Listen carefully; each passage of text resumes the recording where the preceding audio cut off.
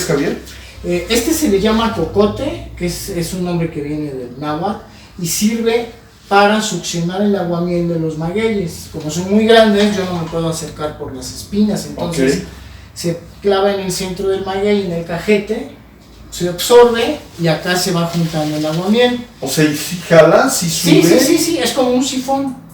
Y se usa desde la época prehispánica. Esta es una calabaza que se deja crecer a base de piedras para que se vuelva larga, o sea, si no quedaría como las calabazas que conocemos de dos bolitas, y el que le llaman calabaza del peregrino. Entonces estas es un tipo especial que se tienen que, tarda más de 2 años de su crecimiento para lograr este tamaño. ¿Tiene usted alguna duda? Yo no. Javier Gómez sabe del tema. Me da mucho gusto saludarte, Javier. ¿Cómo estás? Gracias, muy bien. Soy Polo de Lara y estamos tal y como lo prometimos, bueno, con Javier Gómez, que es coleccionista, escritor y que tiene una gama impresionante, extraordinaria en relación a muchos temas, pero el día de hoy estamos hablando del Museo del Pulque y arrancamos este programa especial para Factor Radio. Yo te agradezco mucho que nos recibas, Javier, tal y como lo habíamos comprometido en su momento, para venir a platicar de este universo que tienes aquí y otros muchos más que, si nos da permiso, Javier, vamos a ir visitando, vamos a ir conociendo, porque verdaderamente es impresionante el tema de la colección que tiene Javier Gómez. Saludo a Saraí Muñoz, que me acompaña en este programa especial. Licenciada, ¿cómo le va? Buena tarde. Buena tarde, maestro. Muy bien, gracias. Saludo a todos los seguidores de Factor Radio aquí en Espiral Comunicaciones. Me estabas explicando, mi querido Javier, esto con este instrumento que es característico, yo ya lo había visto, es digamos lo que se ve en el campo, en pinturas, en cuestiones relativas al pulque. ¿Cómo funciona? ¿De qué manera? Esto va directo al centro de la planta. Sí, donde hay un del maguey, que se raspó, y en ese raspado lo que se obtiene es un hoyo que se llena de aguamiel todos los días. Ok, ¿y dónde lo jalas? Bueno, acá lleva un hoyo. Este ya no tiene hoyo. Okay. No, es que este es nuevo, entonces hay que hacerle el hoyo. Hay que hacerle el hoyo. Se le jala. Y esto es una calabaza. Una calabaza o como normalmente se les conoce, un guaje. Un guaje. Que se deja crecer largo durante 2 años. Al guaje se le ponen piedras para que se alargue. Este es el fruto de una enredadera, como las calabazas que comemos en Día de Muertos, nada más que esta pues no da, por dentro es hueca, así son. Ok. ¿Cuánta cantidad de pulque logras, digamos, extraer con este guaje? Este da más o menos 5 litros, aunque después de 3 litros ya es muy pesado, difícil, ¿no? Complicado. Ajá. Entonces tengo que irme al burro y en la castaña vaciar el aguamiel, y regreso a los siguientes magueyes a estar sacando. Oye, el corazón del maguey, ¿para cuántos litros de pulque te da y cada qué determinado tiempo? Bueno, el maguey va a crecer aproximadamente de 10 a 12 años. Ya que creció, se le empieza a hacer el cajete. Empieza a dar una taza, y conforme lo voy haciendo uno más grande, cuando ya está en un mes en su etapa empieza su etapa productiva, ya me está dando 6-7 litros diarios de aguamiel. 6-7 litros diarios, pero sin tocar el maguey durante 12 años. Sí, sin tocarlo durante 12 años. La raspa se hace en la mañana y en la tarde, o sea, se hiere el maguey para que suelten los aguamieles y se puedan extraer. Y más o menos en un periodo de 6 meses me puede dar entre 900 y 1200 litros, dependiendo la habilidad del tlachiquero, que es la persona experta en raspar. ¿Qué quiere decir tlachiquero? Tú que eres experto en todo eso. Tlachiquero viene del náhuatl de tlachique, que es el arte de jalar o raspar maguey.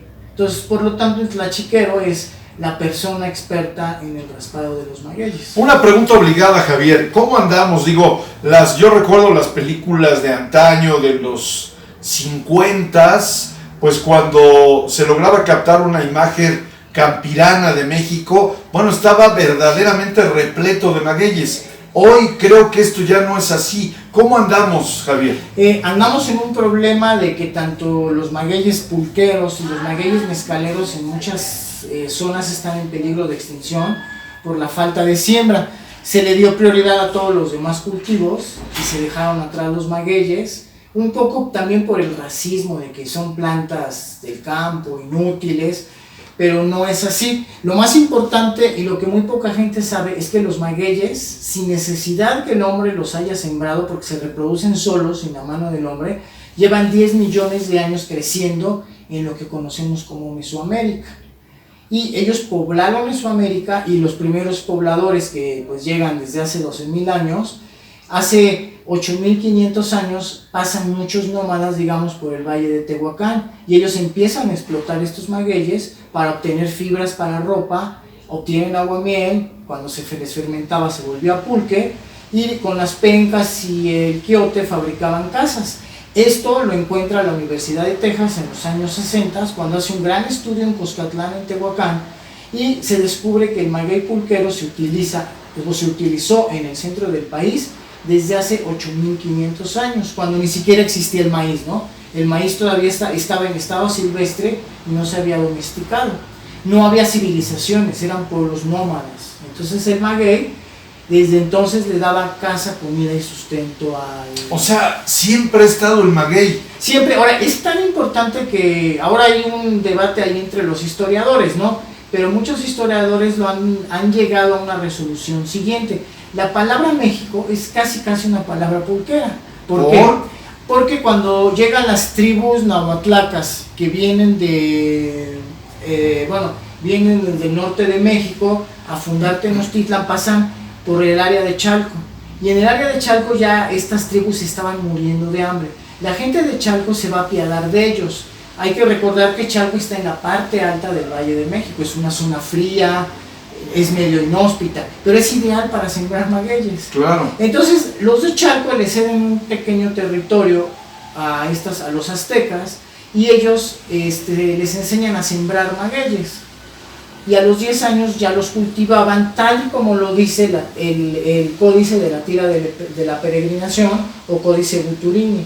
Bueno, en este códice hay algo muy importante que mucha gente no sabe. Los aztecas nombran a su nación México porque le deben la vida a los magueyes. O sea, ¿qué tiene que ver?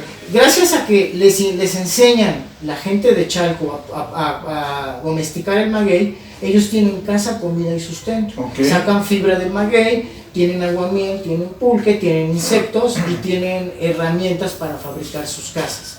Y entonces México, hoy la mayoría de nahuatlacos o historiadores de la UNAM definen que viene de dos raíces. Una que es ME o MET, que es maguey, y Xico, que es ombligo. Entonces México significa ombligo del maguey. Mira. No ombligo de la luna, como han dicho muchos. Eso es lo que yo había escuchado. Sí, pero esa es una frase muy romántica. Porque la palabra luna, que es mezcli, no existe en México. Es como quererle meter a la palabra pan la palabra chocolate. O sea, no se le puede meter. O sea, México es ombligo del maguey o en el ombligo del maguey. Oye, pues importante esto que nos comentas, porque nos da luces en relación al propio origen de nuestro país. Y aparte algo muy importante, digo, mientras México tiene que ver con el maguey, nuestros escudos nacionales desde la época prehispánica también tienen otro cactus muy importante, que es el nopal. Sí, claro. Entonces el nopal está en el escudo nacional y hoy es despreciado, y el maguey es en el nombre de México, y es una planta totalmente despreciada, sin apoyos del gobierno, sin apoyos a los campesinos que producen. Está literalmente olvidada, no existen las estadísticas de ninguna Secretaría de Agricultura. Con tu experiencia y conocimientos en la materia, ¿a qué atribuyes esto, Javier? Se atribuye primero a que todos los legisladores hicieron un racismo de la planta, ¿no? Era una planta de indios, se consideraba inútil, y adicionalmente pues vino una decadencia de la producción de maguey, porque hoy la gente quiere negocios rápidos, ¿no? Yo siembro y a los 6 meses, 5 meses tengo chile, tengo jitomate, a los 8 meses tengo maíz. El maguey requiere de 10 a 12 años, pero hoy se le ha olvidado algo a la gente, porque bueno, por eso ahí dicen que hay que revisar siempre la historia y tener memoria. Hace 100 años, las fortunas o los hombres más ricos de México eran todos pulqueros. vivían exclusivamente de sus haciendas pulqueras. El hombre más rico del Porfiriato se llamó, por ahí algunos que van a la colonia del Valle se han de acordar de la calle Torres Adalid. Bueno, Ignacio Torres Adalid, que es el nombre completo de la calle, él fue el hombre más rico del Porfiriato. Debió su fortuna a tener más de 800 pulquerías en la Ciudad de México. Mira. Y más de 70 haciendas pulqueras. Con un producto nacional, con tecnología nacional y con mano de obra nacional, sin necesidad de extranjeros ni de tecnología extranjera, fue el hombre más rico de México y de América Latina. Hasta que terminó el Porfiriato, ¿no? Otro dato interesante, Torres Adalid. Sí, Ignacio Torres Adalid.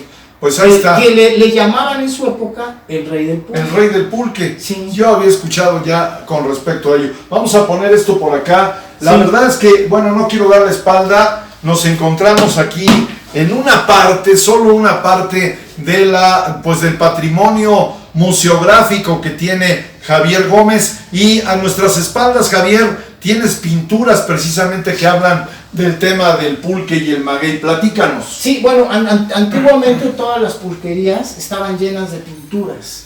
Eran casi como ir a la iglesia, ¿no? Yo voy a la iglesia y con ciertas pinturas me van enseñando la natividad, la crucifixión, la vida de los santos. Bueno, en las pulquerías era similar. Yo iba con mi papá de chico a la pulquería y las pulquerías estaban decoradas con pinturas murales y pinturas en tela. Ya. Y entonces uno aprendía que pues este era el tlachiquero, tenía su acopote. Ahí está el tlachiquero. Pues aquí está, ¿no? El instrumento. Sí, el instrumento, y le está sacando el aguamiel al maguey, ¿no?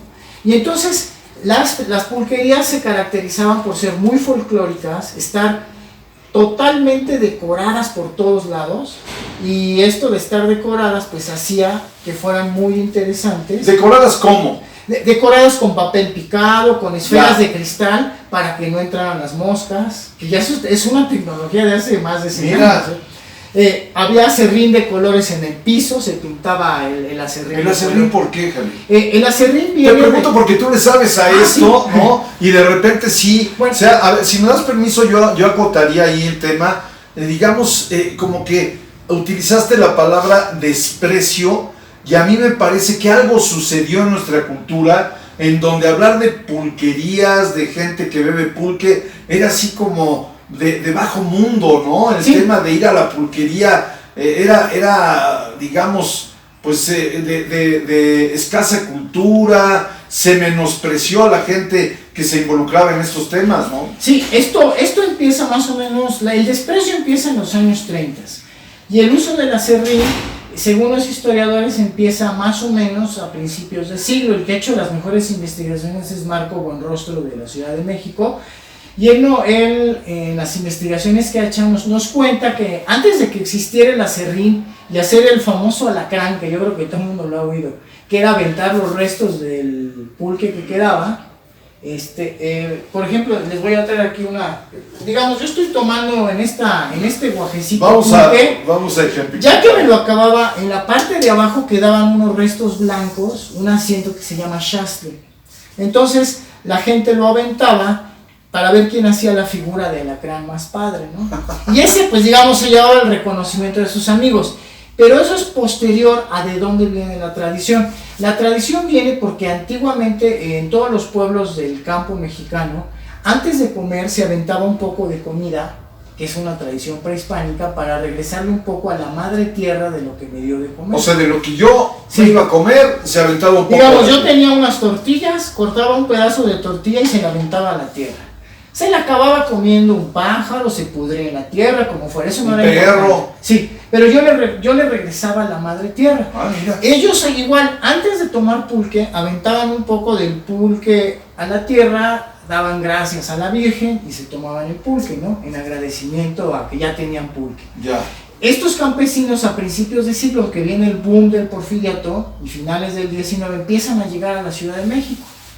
Y al llegar a la Ciudad de México hacían esto en las pulquerías, y las pulquerías se volvían un batidillo completamente. Marco Buenrostro piensa que como las pulquerías estaban llenos de españoles, la ciudad estaba llena también de gente de España. En España había la misma tradición, porque esto de devolverle a la madre tierra es de todos los pueblos del mundo, no es exclusivamente de nuestros pueblos ancestrales. En España, en las sidrerías específicamente, lo que se hace es que en un solo vaso todos los amigos toman sidra. Y ya que se acabó la sidra, abajo quedan los pequeños restos de la manzana. Y en una ceremonia se le dice a la madre tierra que le van a regresar un poco de lo que les dio y se avienta al piso en la sidrería. Pero en España empezaron a usar aserrín hace 200, ¿De ahí viene el tema? Sí, entonces yo creo que los españoles vieron que había que hacer igual que en las sidrerías, para que no se resbalaran, ¿no? Había que echar aserrín, y de ahí viene la tradición del aserrín. Muy bien. Ese es muy, muy importante. Pero ¿qué pasa? O sea, primero lo empiezan a echar, cuando ya, como dicen ahora, que cuando ya se vuelven indios ladinos, que ya son indios de la ciudad, ya les da pena hacer la ceremonia de devolver algo. Entonces la esconden, y al final de tomar el pulque le inventan a la gente de la ciudad que quieren hacer una forma de alacrán en el piso. Y de ahí viene la tradición de hacer el alacrán. Mira. Pero claro, después de muchos años se vuelve la tradición de hacer el alacrán y se le olvida a la gente que inicialmente era devolverle a la tierra lo que nos dio. Voy a caminar en el tiempo, si me das permiso, de manera muy rápida. Hoy día no es grato ir a una pulquería, ¿no? Bueno, no es grato. Vamos a ver, actualmente, sí. Yo creo que hace 20 años no era grato. Actualmente existen 2 o 3 generaciones conviviendo en las pulquerías. Están los ancianos, que es muy grato porque lo hicieron desde niños, ¿no? Okay. Tenían la costumbre. Está la gente madura, de 40, 50, 60 años, hasta un poquito más, que le tocó que le llamaran la época del desprecio del pulque. Cuando se decía que el pulque se fermentaba con excremento, que era para albañiles, todo esto. Y está pues, la generación millennial. Por cierto, ¿es cierto o no, Javier? No, es mentira, ahorita es yo mentira. se la voy a desmentir. Okay. Y luego está la generación de los millennials y de la gente más joven. ¿Ahí cómo andan? Ellos no tienen prejuicios. Y ellos son hoy son los grandes consumidores del pulque, no les da pena entrar, no les da pena consumirlo. En el DF hay pulquerías, por ejemplo, como las Duelistas en el centro histórico, que es imposible entrar a las 2 de la tarde. Ah, mira. No hace muchos años las Duelistas estaban llenas de albañiles y de viejitos. O sea, albañiles porque venían del campo y lo tomaban, y viejitos porque no despreciaban el pulque. Hoy no cabe un alfiler de chavos de la universidad, de la prepa. Salen de la escuela y a echarse su pulque a la ¿Pulquear es la palabra correcta? Sí, salen a pulquear. A pulquear. Sí, y por lo tanto entonces se quedó, la gente madura sigue teniendo la indiferencia hacia el pulque, los ancianos lo siguen tomando porque lo tomaron siempre, claro. Y los jóvenes lo adoptaron como una bebida nacionalista, como una bebida orgánica, es la bandera de las bebidas de los hipsters, de los millennials, ¿no? Entonces, sí, hay todo, ahora ya no se vive el desprecio. Yo creo que sí, porque Saraí Muñoz está riendo, entonces yo creo que algo debe de saber al respecto. Sí, y bueno, comentando lo que se decía que se fermentaba con excremento, esa fue la leyenda negra que empiezan en los años 20 y 30 las cerveceras. ¿Qué pasa con las cerveceras? Oye, algo similar se me ocurre, Javier, a lo que sucedió ahora con este refresco de agua mineral en donde se le vino el mundo encima, seguramente porque alguna otra empresa lo sentía ya como competencia. Sí, yo creo que fue algo similar. Y después se dijo que no es cierto que los estudios del agua estaban comprobando que estuviera con niveles tóxicos. Bueno, en el pulque, como las cerveceras quieren entrar a México, no pueden entrar con el pulque. Entonces, la verdad de las verdades es que se hacen alianza con los gobiernos, empezando por por Calles y terminando con Cárdenas, que fueron las grandes alianzas. Entre Calles y Cárdenas hubo una campaña de la Secretaría de Agricultura, donde cada campesino que les llevara un maguey muerto le pagaban con dinero.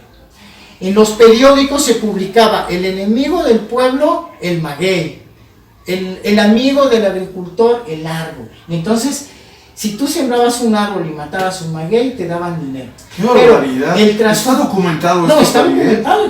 Yo tengo los periódicos donde está impreso esto, ¿no? Que fue muy grave. Pero lo más grave fueron los acuerdos por abajo del agua entre los gobiernos en turno y las cerveceras. A eso quería yo llegar, o sea, corrupción, ¿no? Corrupción, sí. Por ejemplo, Calles organiza un congreso en México, un congreso de médicos, nutriólogos, que se llamaba así el congreso. La bebida que debe de sustituir al pulque, la cerveza. Eso es. Y todas el business. Las memorias que yo las tengo, todas las ponencias son decir que si yo tomo cerveza me voy a alimentar, me van a crecer los músculos, o sea, cosas que si lo leo una hora se moría uno de la risa. No, bueno, y acabamos de subir un video en el programa en Factor Radio, precisamente en donde siguen hablando de las bondades de la cerveza en ese sentido. Y en el caso del pulque decían que si la gente tomaba pulque le daba cirrosis. Hay algo que muy poca gente sabe. Los alcoholes malos, los metanoles, son los que me provocan la cirrosis. Los alcoholes buenos, los etanoles, no lo provocan. El pulque solamente tiene etanol. No tiene una gota de metanol. Oye, ¿y metanol? ¿Qué bebidas son las que lo Todas las, digamos, yo compro cualquier marca de ron, una parte es metanol y otra es etanol. ¿Qué es lo que controlan todas las empresas que venden tequilas, mezcales, vodkas, whiskies, etcétera, destilados?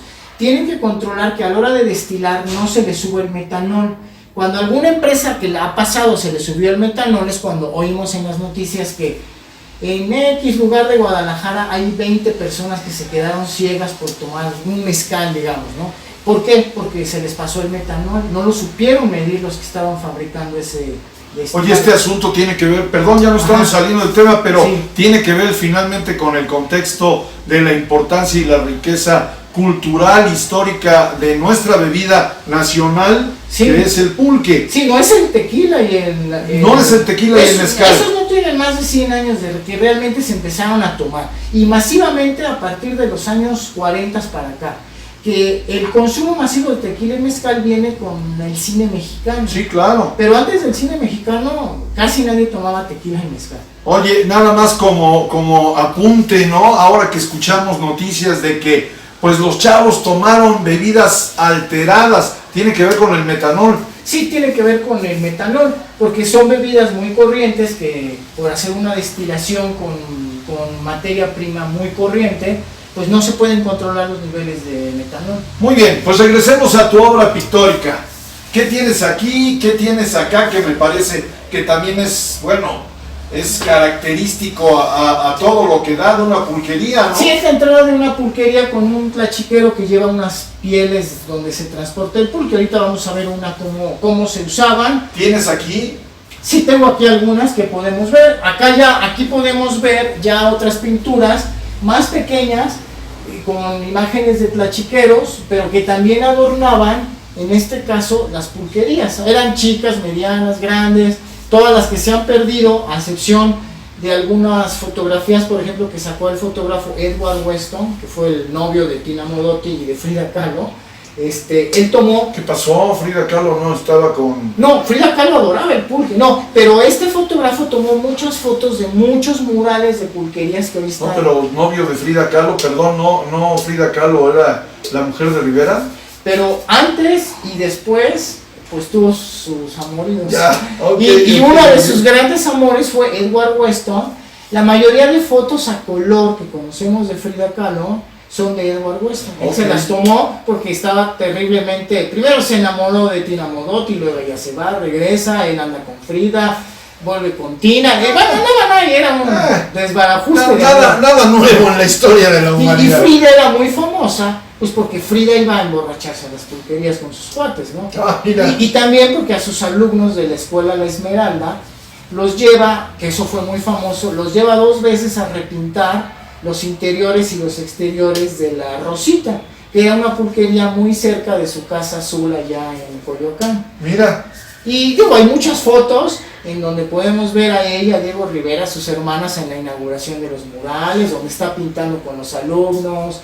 Hay una imagen muy famosa donde pusieron a María Félix tomando pulque, que la gente cree que no tomaba, pero María Félix era muy pulquera. Era pulquera. Yo tengo muchas fotos de varios fotógrafos de ella en las pulquerías y artículos de revistas tipo hoy telenovelas, pero de los años 40, donde María Félix está en las pulquerías y dice, me vengo a tomar un pulque porque me voy a grabar una película a Italia y voy a dejar 6 meses de tomar pulque. Lo voy a extrañar. Sí, y tengo las revistas, donde viene la portada, no viene una nota en el interior, o sea, era la portada de las revistas. Mira, qué interesante, todo un ícono, ¿no? Bueno, estás hablando de Frida, de Diego, de María Félix, quizá, y esto es lo interesante, quizá habría que pensar, Javier Gómez, el maestro Javier Gómez, cómo reivindicar al pulque, o será... Tú que conoces más que tu servidor de temas históricos, ¿se da de manera natural que estos fenómenos se reivindican o hay que hacer algo para lograr? Yo creo que ahorita hay que hacerlo porque siempre está la presión de la competencia en cuanto a bebidas alcohólicas. Entonces, así como las cerveceras se dedicaron a menospreciar al pulque y a contar la historia negra que se fermentaba con excremento, que no era cierto, para que sepa tu auditorio qué se hacía. Anteriormente, cuando llegaba el pulque a las pulquerías, se le echaba algo como para afrutarlo, como dicen los sommeliers de vino, ¿no? Que tiene un pequeño notas de durazno, notas de nuez o de lo que sea. Bueno, ¿qué hacían en las pulquerías? Picaban plátano macho y en una manta de cielo, que es la de los quesos, que también es como el pañal de niño, se metía el plátano macho al barril con pulque para que se afrutara con el plátano. Claro, el plátano macho se oxida con el aire, todos lo sabemos al estar en contacto con el oxígeno. Cuando sacaban eso, decían los cerveceros, mira, sacaron un pañal lleno de caca de niños. ¡Sas! Pero no era cierto, era plátano macho. Otra cosa que le ponían era raíz del frijol poblano que se conoce como ayocote. Esta buenísimo raíz, el ayocote, se lavaba la raíz, se picaba, se metía dentro y provocaba una fermentación para que el pulque quedara fuerte como le gustaba a la gente. Cuando tú sacabas la raíz después de un día de estar en el barril, salía negra y entonces parecía que también era excremento de niño. Y la tercera cosa, había un nopal que se llama nopalillo, un nopal pequeño. Ese se lavaba, se quitaban las espinas y se cortaba en pedacitos. Y así crudo, en una manta de cielo, se metía al pulque. ¿De ahí que el pulque es baboso? Sí, es baboso porque el pulque que le ponían nopalillo era el pulque que adulteraban en las pulquerías. Digamos, si el barril era de 200 litros, yo le echaba 150 de pulque y 50 de agua. 50 de agua. Lo revolvía, pero entonces, como dicen por ahí, el pulque quedaba aguado, ¿no? Entonces, para que no estuviera aguado, metía yo nopalillo toda la noche. Lo que hace el nopalillo es que hace una reacción química con el agua, no con el pulque, y el agua la vuelve babosa. Y entonces en la mañana tenía un pulque que ya un pulque adulterado con agua que ya tenía cuerpo como pulque. Oye, yo toco el tema porque en mi vida creo que he probado el pulque una vez. Y el tema, esa sensación en la boca, en el paladar, de lo baboso es lo que a mí no me agrada. El pulque fino es baboso. No, todos los pulques van a ser ligeramente babosos porque todos las cactáceas tienen un poco de baba. ¿Por qué?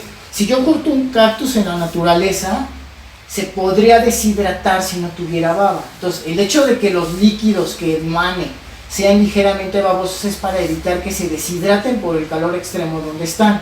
Entonces, el pulque tiene una ligera baba, pero muy pequeña. Ese pulque baboso que la gente hasta le hace así, sí, eso es nopalillo. Quiere decir que al pulque le echaron baba de nopal.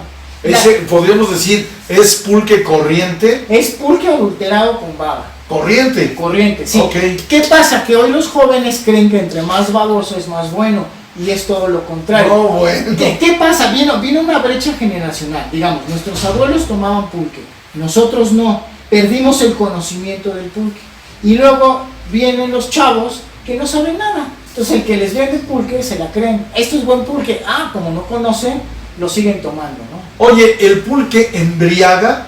No, porque tiene nada más 3 grados de alcohol, máximo 4. Entonces, y aparte, como es un alcohol 100% de etanol y es un alcohol de fermentación, no de destilación, se me sube y así como se me sube, se me baja. Entonces, me hace sentirme un poquito mareado, contento, pero en un ratito se me olvida. Y más bien me alimenta. Porque hay que seguirle dando, ¿no? Entonces, sí, tiene aminoácidos, proteínas, minerales, tiene lactobacilos. Un vaso de pulque grande tiene igual de lactobacilos que 40 Yakults. Oye, hay por ahí una expresión coloquial, ¿no? En nuestra cultura que decía, esto es como si me comiera un kilo de carne, alguna cosa así decía. El dicho decía que le faltaba un grado para hacer carne. Un grado para hacer carne. Porque siempre el pulque fue un alimento, o sea, era parte del alimento, no era una bebida, no era agua de Jamaica, ¿no? Se consideraba que era un alimento. Entonces la gente sabía que si tomaba sus frijoles, su chile, un pollito y pulque, todo era alimento. Nada, no era bebida era tomar agua. Y entonces, por la cantidad, digamos, el pulque, al tomar pulque, mi flora intestinal se regenera todos los días. O sea que es definitivamente muy recomendable. Muy recomendable.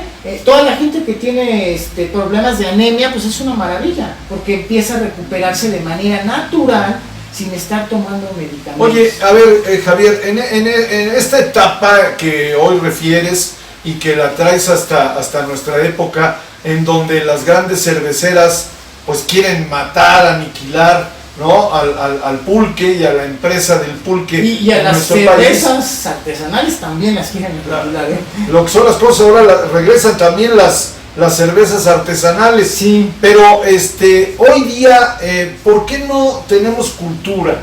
¿Por qué no sabemos todo esto que nos estás platicando? Porque la brecha generacional de los 40 hasta el 2010 fue enorme.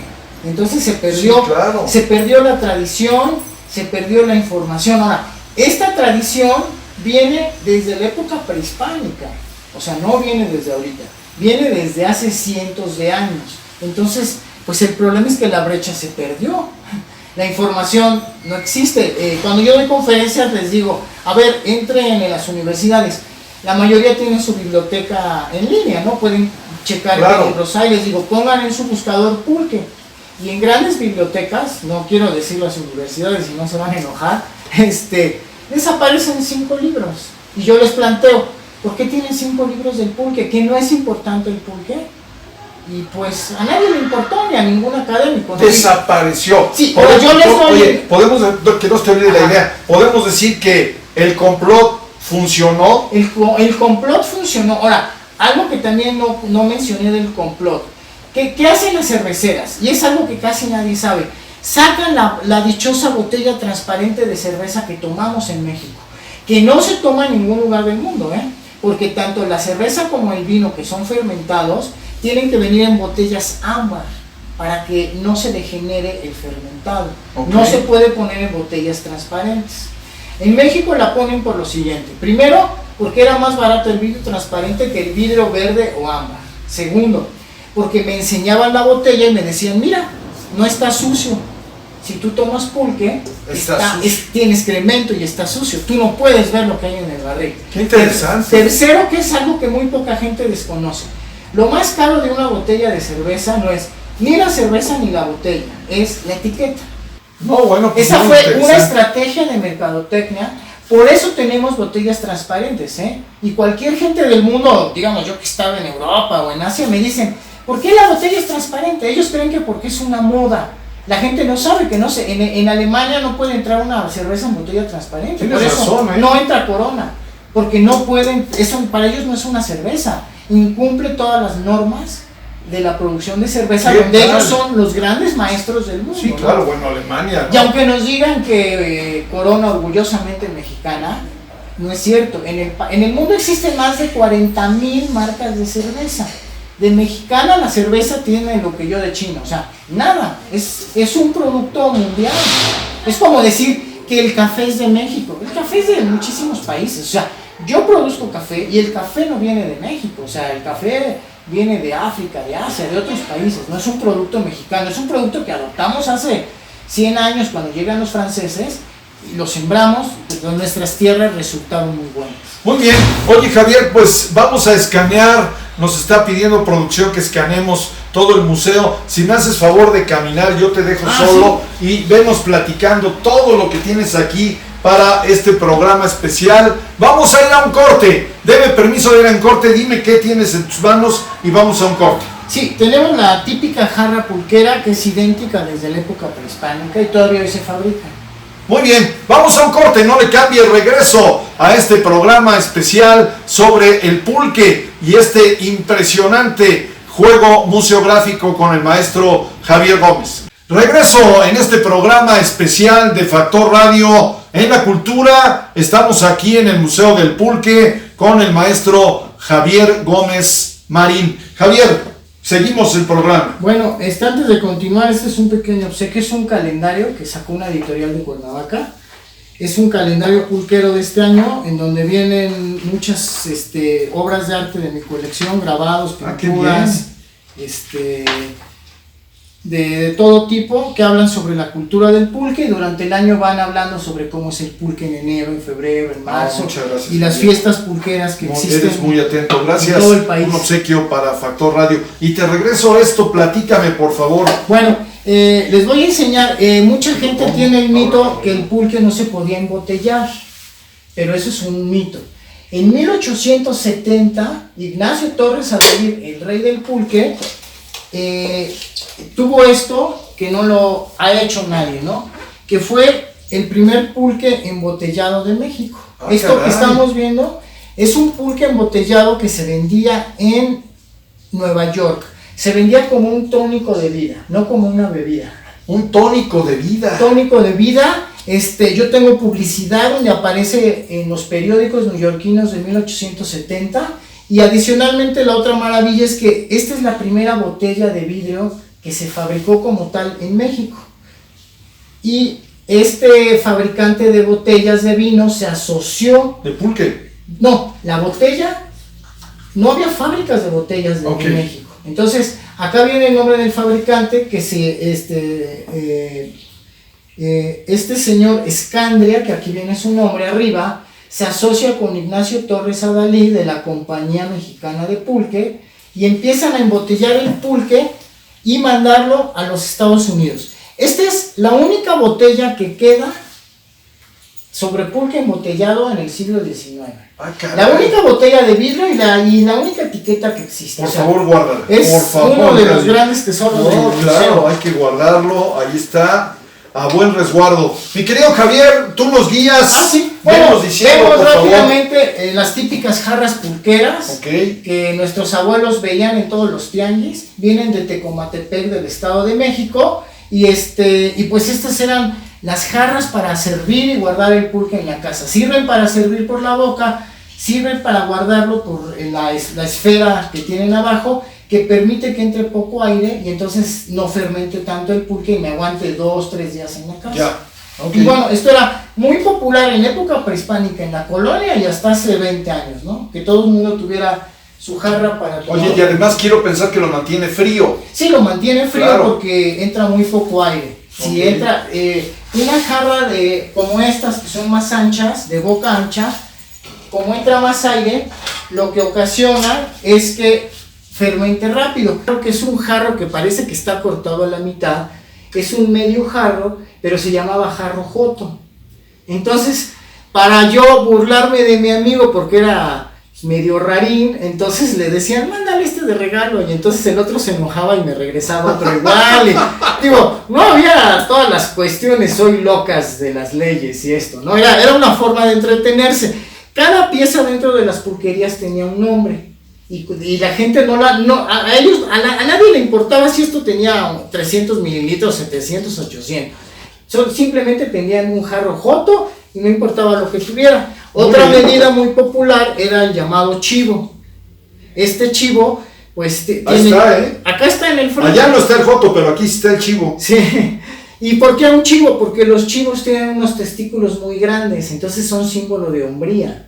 Entonces, que yo tomara pulque en esto, pues, me hacía ver macho entre mis cuates, ¿no? Entonces, pedía yo un chivo y con eso... Pero ese no te lo mandaban, a diferencia de... no, ese no. Bueno, este era para presumirlo yo, ¿no? Muy bien. Aquí vemos a la reina Xochitl, que se le atribuye en la leyenda tolteca el descubrimiento del pulque. Ella se lo lleva al rey Tepalcancin, él... se enamora de ella y se enamora del pulque, ¿no? Y entonces ahí viene el paquete completo. Y era muy popular las jarras y los tarros con la reina Xochitl.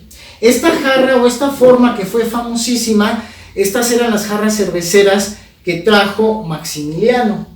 aquí a México. Y estas jarras cerveceras se volvieron jarras pulqueras desde el siglo XIX. Oye, la imagen de quién parece un duende, alguna cosa así, ¿no? Les llamaban en Europa Toby Face. Y son jarras con forma de clown o de payasos europeos, y era por eso que se tomaban en estas jarras. Los trajo Maximiliano para la chela. Para la chela. Y Maximiliano las volvió pulqueras. Ah, él mismo. Él iba a las pulquerías con sus jarras. Le daba permiso Carlota. Y después ya las encontramos en vidrio poblano, en barro de Oaxaca, hechas en Tlaquepaque, y ya se vuelven una especialidad del arte popular, pero su origen es totalmente europeo, ¿no? Y eran muy populares. Otras eran, esta es una jarra llamada Catrina, en donde pues, es una jarra de vidrio, pero está pintada, lleva la cara de una mujer. Me refiere, no sé si esté bien, me refiere a algo relativo a los huehues, ¿no? Alguna cosa así. No, más bien se refiere como a las mujeres de la vida galante. Ah, ya. Entonces, a las prostitutas. Sí, pues como decir, a mí me gustan las prostitutas y me echo mi pulque con una dama de moral. Oye, y para ir hablando de los modos y de las formas de convivencia, si te tomabas en una jarra de esas, pues con una prostituta, la prostituta no se ofendía. No, nadie se ofendía. ¿Cómo han cambiado las cosas? ¿No? Sí, o sea, no se ofendía nadie, ni se ofendía el que le mandabas el jarro. Era una forma de convivencia, de convivencia, de crear ambiente en la pulquería. Nadie se enojaba, era muy natural todo eso. Por ejemplo, esta ya es de la época nacionalista, en donde ya empieza a haber un retorno a lo azteca, ¿no? Entonces esta es una jarra antigua de Tlaquepaque que, como yo les comentaba, las pulquerías eran muy folclóricas, entonces pues esto era ideal para darle color a la pulquería, ¿no? Okay. Y que yo sirviera en mis vasos pues con una jarra tan folclórica como esta. Esta es una pequeña jarra, digamos, para transportar pulque. Digamos, mi esposa me lo llenaba de pulque y le ponía aquí un corcho. Entonces yo me subía. ¿Como cantimplora? Sí, como cantimplora. Yo me subía al tren o me subía a la carreta que se movía toda. ¿Por qué tenía que llevarlo en este tipo de piezas? Porque al igual que la leche, si yo la muevo mucho se corta y se hace grumos. El pulque le pasa lo mismo, es muy delicado. Entonces, de esta manera se llenaba, venía al tope, ya no se podía mover el pulque, aunque yo fuera brincando en la carreta, me iba a trabajar al campo, lo destapaba y ya me tomaba mi pulque. A darle. Y entonces, pero en lugar de hacer una cantimplora aburrida, como lo hubiera hecho cualquier europeo, pues le ponían formas simpáticas como esta, ¿no? Oye, Javier, pues estamos llegando al término ya de este programa especial. Mucho te valoro el que nos abras la puerta de tu museo. Vimos, de verdad, creo que solamente un 5 o 7% de todo este material que sin duda alguna pues es patrimonio tuyo, pero no seas egoísta. Queremos que sea patrimonio también de los poblanos, patrimonio de la humanidad. Dos temas. Uno, sí. Ojalá puedas ya abrir un museo en donde pues los nacionales, tus paisanos, podamos disfrutar de esto. Y la otra, vamos pensando, Javier, en que pues el Museo del Pulque y Factor Radio pudiéramos hacer una muestra gastronómica con el pulque para reivindicar todavía este tema. Ah, sí, no, estaría muy interesante. Y dentro de esto, pues a tus radioescuchas les comparto algo. Estoy terminando un libro con 700 recetas de cocina del pulque que nunca se ha escrito en la historia de la gastronomía mexicana. ¿Cuándo estará listo? Yo creo que máximo en 4 meses ya está. 4 meses. Sí. Bueno, pues si te parece, dejamos ahí en stand-by el tema de esta posible muestra gastronómica, muestra pulquera, para que en unos 6 meses podamos hacerla en la ciudad de Puebla. Y aparte que bueno, que mucha gente cree que la cuna del pulque es Tlaxcala o Hidalgo, y no es cierto. Cholula es la cuna del pulque, es la zona arqueológica donde existen las evidencias comprobadas de consumo masivo de pulque, ¿no? Ya lo mencionaste, sí. ¿No? Este mural que está ahí en la pirámide, ¿no? Entonces, pues Puebla tiene que destacarse porque realmente, aunque no les guste a los de otros estados, somos la cuna del pulque. Oye, ¿aceptas el tema? Sí, claro que sí. Vamos dándole forma. Javier, ¿algún comentario final para nuestros seguidores en Factor Radio? Bueno, pues que sepan que como la palabra México significa ombligo del maguey, cuando les pregunten, que es una pregunta muy recurrida, ¿a qué sabe el pulque? Les digan que el pulque sabe a México. Ya está. Javier Gómez, Marín, muchas gracias. Gracias. Eres muy atento.